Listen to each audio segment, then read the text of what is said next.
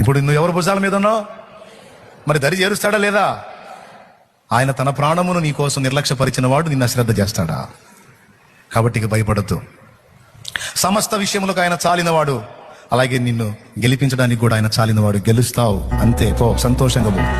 నువ్వు జయిస్తావు, సాధిస్తావు, నీకు కృపనిస్తాడు. యేసు నీలో ఉన్నాడని నమ్ము. ఆయన జయిస్తాడని నమ్ము, జయించాడని నమ్ము.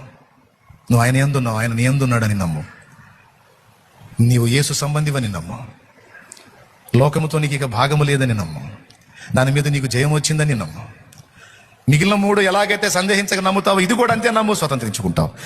దేవుని యందు విశ్వాసం ఉంచి దేవుని ద్వారా కాకుండా నీ సొంతంగా ట్రై చేస్తావా? నీ వల్ల అయిద్దా? ఇప్పటిదాకా ట్రై చేసినట్టున్నావు, అయిందా? 3 రోజుల ముందుకి 7 రోజులు వెనక్కి. ఇది బతుకు, వదిలేసేయి. ఇది నువ్వు ట్రై చేయటం కాదు, దేవుడు నీలో ఉండి పని చెయ్యని.